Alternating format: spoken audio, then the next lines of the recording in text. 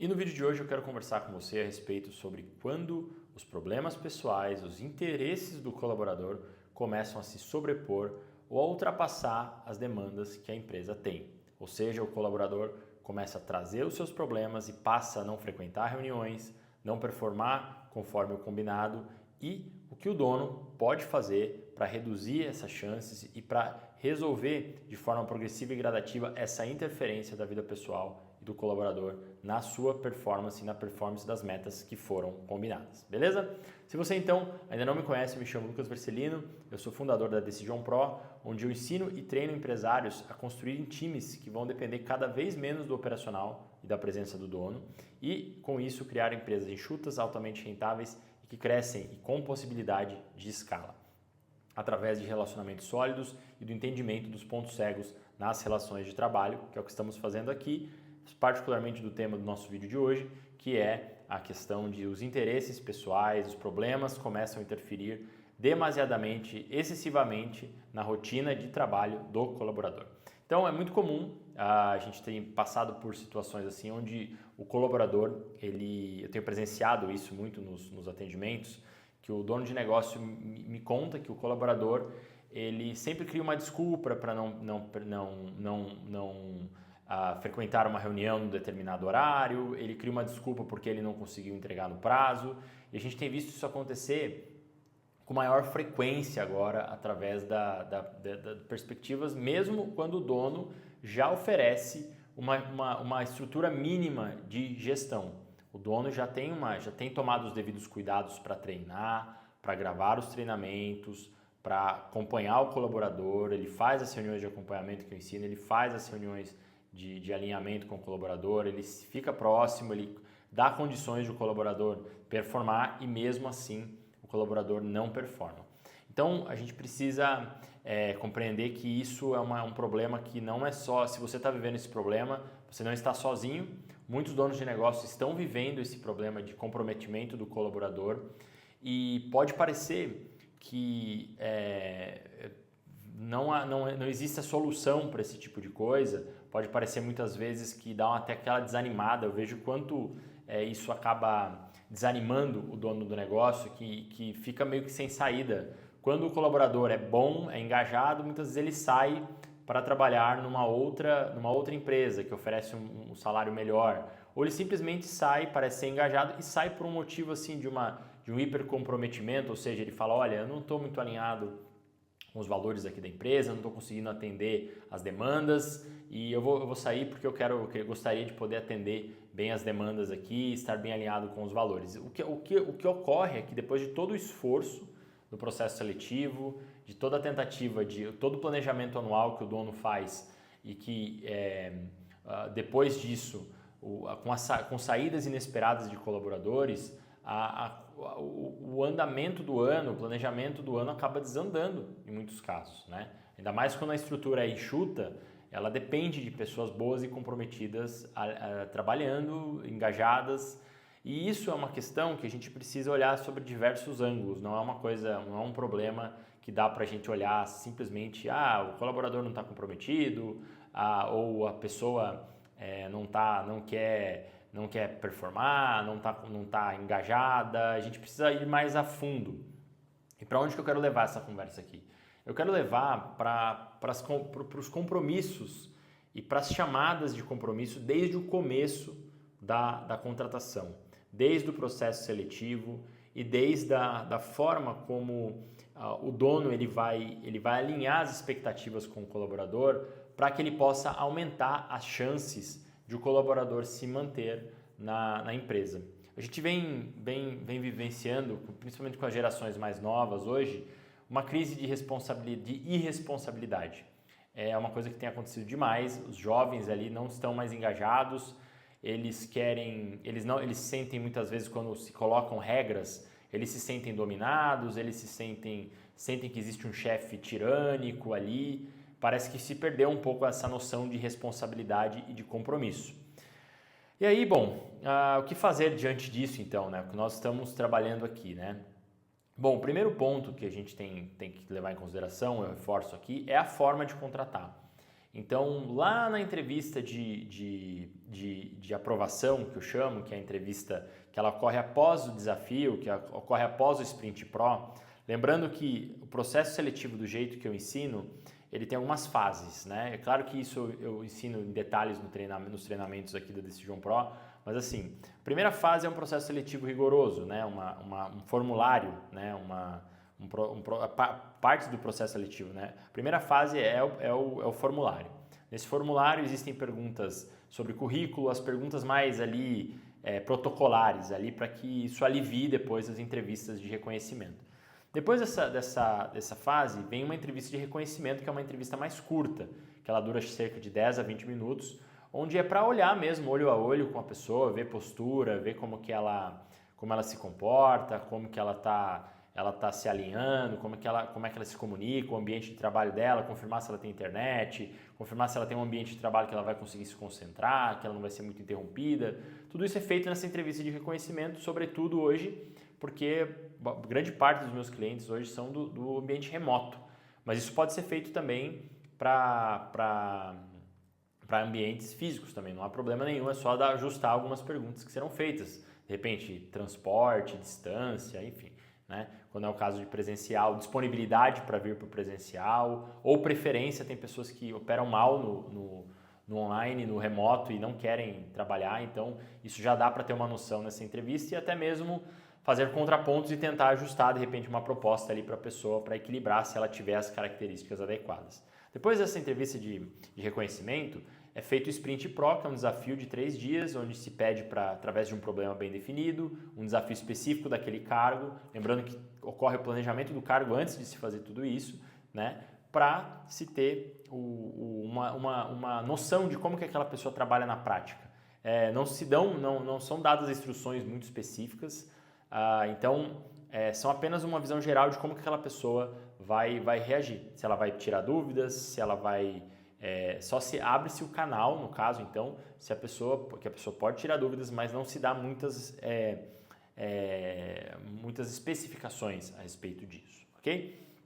E por fim, a gente vai para depois que se passa esse processo, para as pessoas que foram aprovadas, é feita a entrevista de aprovação, ou seja, a entrevista onde vão se falar a respeito das regras da empresa, mas não de uma forma, vamos dizer assim, eu não quero que seja colocado aqui de uma forma muito explícita também, tendenciosa, que dê margem para falseamento. Tem que ser uma forma mais indireta, uma forma não enganadora, mas indireta, mas ao mesmo tempo muito clara. Então, vou dar um exemplo, eu não vou entrar em detalhes porque esse não é o tópico desse vídeo aqui, mas num outro vídeo eu vou gravar os detalhes dessa entrevista para minimizar as chances aí de ter pessoas que têm uma postura muito vitimista em relação à vida. Mas nessa entrevista você tem condições de mapear, de dizer assim, ó, o que você faz quando você está enfrentando uma situação difícil? Como que é a tua postura? Então a pessoa vai falar, ouve a pessoa. Eu sempre recomendo nas reuniões assim, nessas entrevistas, ter uma capacidade de ouvir mais do que falar, mais do que apresentar. Então ouve a pessoa, como que você lida com situações assim, assim, assim. Aí a pessoa vai falar, aí ouve, beleza, confirma, depois... A segunda pergunta é, qual é uma situação e quais são as situações que você tem maior desafio? Em que situações você se sente mais desafiado, que é mais difícil de você lidar? Deixa a pessoa falar, ela vai falar. E aí, por fim, vai ouvir, vai dizer, vai dar o compromisso do ouvinte, né, que a gente chama aqui de, olha, eu compreendi, então você me disse isso, isso e isso. E aí, por fim, se apresenta o caso prático. Olha, fulano, a gente já teve experiências aqui com pessoas que tiveram essas e essas posturas, viveram essa situação aqui de XYZ, que aconteceu assim, assim, assado. E olha, isso não tem a ver com o nosso jeito de trabalhar. Então, putz, cara, eu quero saber de você. Você continua sendo interessante seguir com a gente? O que acontece nessa hora? A pessoa tem a possibilidade, na entrevista, de dizer sim ou não. Pode ser que não seja interessante para a pessoa continuar. E por que eu estou falando isso? Por que eu, dentro dos experimentos que eu venho fazendo há anos já com clientes, nessa fase de contratação, testando diversas técnicas, testando empresas de RH, testando alinhamentos, porque nesse jeito que eu estou propondo para você aqui, existem comprometimentos claros ali o tempo todo. A pessoa ela está se jogando limpo e sendo hiper transparente a respeito do comprometimento. Então lá na frente, se há um desalinhamento, é chamado ali para o compromisso de, opa, Vamos lá, a gente conversou a respeito dessa situação que você me falou, que você estava dentro, que eu já lhe adiantei que isso poderia acontecer. E vamos lá, vamos reajustar então, foi um lapso, foi uma coisa que aconteceu inesperada, vamos trabalhar aqui, fica muito mais concreto e direto a forma de se trabalhar dessa maneira. É claro que assim, eu vou dizer para você, esses processos que eu ensino aqui, eles são progressivos e gradativos e eles devem ser implementados na medida, principalmente para novos colaboradores, né? Porque para se fazer um ajuste na forma em que o dono ele está consolidando, ele está trilhando as relações de trabalho, ele está estruturando as relações de trabalho pautadas em compromisso e confiança. Não, aí pode ser que você esteja se perguntando, Lucas, mas e a habilidade? E o currículo? Como é que eu vou avaliar isso? Sinceramente falando, na prática, a gente sabe que as pessoas ao longo do processo seletivo, principalmente na primeira fase, que é uma fase autodeclaratória, eu recomendo colocar no formulário para a pessoa preencher ali qual que é o currículo prévio dela, para dizer as habilidades que ela tem, a experiência que ela tem, ela preenche isso. Isso fica registrado. Mas, sinceramente, falando mesmo assim, bem na prática, a gente tem percebido que autodeclarações a respeito de habilidade, de capacidade de resolver problemas, elas muitas vezes não se configuram, o que a pessoa fala não é aquilo que ela prega, ela está mais se vendendo nesse processo do que de fato comprando o desafio. Então, é importante ter essas informações, mas assim, só vai dar para saber mesmo a real dessa pessoa, do jeito que ela trabalha, nos primeiros 3 meses. Por isso que existe também na sequência o projeto de 3 meses, que é um projeto claro, estruturado, que o dono precisa ter pensado numa maior prioridade dentro da empresa ali, para resolver um problema concreto, para ver as habilidades que essa pessoa vai ter de se vamos dizer assim, se comprometer com um compromisso ainda menor, para depois que ela faz esse compromisso de 3 meses, ela tem condições de fazer um de 6. Depois ela tem condições de fazer um de 1 ano, projetos mais longos. Mas tudo isso precisa ser progressivo e gradativo, porque no final das contas, na hora de transformar um desconhecido em um colaborador, o dono ele vai precisar criar esses filtros. E esses filtros ajudam a entender particularmente se há uma tendência maior da pessoa colocar os interesses próprios dela, os problemas dela para a empresa. Porque uma pessoa que é muito autocentrada, ela normalmente não tem paciência de responder os formulários, ela não vai se dedicar devido tempo para poder se permitir o desafio. Então já aconteceu de clientes apresentarem de pessoas que se ofenderam quando se apresentou o desafio ali, o Sprint Pro. E, cara, uma pessoa que se ofende com um pequeno pedido, com uma regra, com um processo de regras ali, é bem provável que essa pessoa ela vai ter problemas com regras, com se pedir coisas a ela, com se delegar ou se delegar. Então, o que eu quero dizer para você, trabalhando de forma bem, que a gente precisa ser realista para o negócio fazer crescer, isso tudo é para a gente filtrar, eliminar os traços indesejados. A gente não tem garantia de que aquela pessoa vai performar bem, mas ajuda muito ao dono ter, antes de se fazer um compromisso de 3 meses ali com um colaborador de testes, ele a ter um pouco mais de entendimento de como que aquela pessoa opera. Ajuda muito, assim, a gente tem visto na prática como isso tem auxiliado na visão do dono, porque as queixas são, cara, eu não consigo prever, eu não estou conseguindo, no meu processo seletivo, eu não estou conseguindo ter um prognóstico aqui de como que eu vou, os critérios que eu uso, eles são acertados. Então, por isso que todo esse processo ele é feito para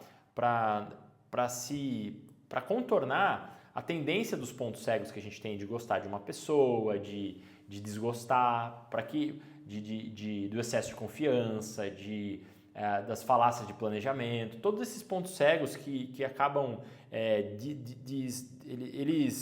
eles distorcem um relacionamento de trabalho, porque eles acabam que a pessoa entra num relacionamento ali sem saber as regras claras, sem saber qual é o escopo, sem saber o que é de fato o objetivo daquilo. E aí isso é princípio para se desapontar. Então precisa existir essa estrutura para que o dono consiga filtrar se aquele colaborador ele tem uma tendência a colocar os interesses pessoais dele muito acima da empresa. Eu gosto de que a gente trabalhe assim, uma conciliação. os interesses pessoais precisam ser vistos pelo dono. Não adianta o dono achar que o colaborador vai trabalhar exaustivamente ali em cima da empresa, dar o sangue, vestir a camisa, se não existir uma contrapartida, uma estrutura, uma possibilidade de crescimento. Tudo isso o dono precisa proporcionar. No entanto, a gente precisa também, dessa mesma forma, o colaborador precisa ter a responsabilidade de não se colocar os interesses próprios deles o tempo todo em cima da empresa, como se a empresa fosse uma assistência para a vida dele. E aí se perde. Tanto o dono, se o dono e o colaborador não estão com o espírito de serviço, eles vão se desconectar e vai dar errado. Porque um vai achar que um tem que servir o outro e é o contrário, né? Um vai achar que tem que ser servido pelo outro e na verdade é o contrário. Então a gente precisa estruturar essas relações de modo técnico, prático, coeso aqui, estruturado para que as relações de trabalho sejam moldadas desde o começo. Tudo isso são moldes que o dono está tendo um trabalho, um raciocínio para entender qual é a maior prioridade, o que precisa ser realmente resolvido, o que eu vou precisar dessa pessoa no começo, como que vai ser a progressão das atividades dela, que treinamento que eu vou dar, que tipo de profissional eu estou precisando agora. Tudo isso precisa sair dos moldes da cabeça do dono. Não dá para jogar nas costas do colaborador isso, beleza?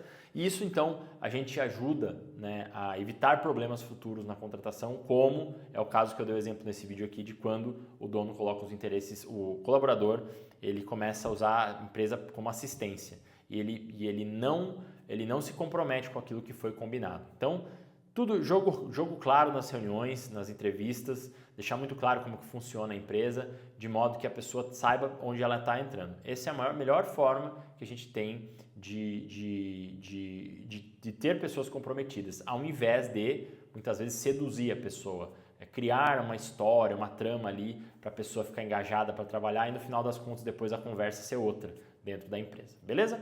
Então, esse tipo de problema é um problema muito recorrente e que à medida em que você implementa uma estrutura para fazer isso com critérios claros, com passos claros para fazer a contratação, isso vai ajudar muito a aumentar a chance de ter pessoas mais engajadas e que são moldáveis e que estão realmente comprometidos com o crescimento do negócio. Beleza? Espero que você tenha gostado desse vídeo, então. Se você gostou, considere dar o seu like. E se você quiser conhecer mais a respeito dos nossos programas aqui da Decision Pro, onde eu ensino o dono do negócio a criar um time que depende cada vez menos dele, em uma estrutura enxuta, altamente rentável e que faz com que ele acerte nas contratações e que ele tenha as maiores chances de acertar nas contratações, na verdade, considere também conhecer os programas aqui da Decision Pro na descrição desse vídeo, beleza? Forte abraço e até o nosso próximo vídeo.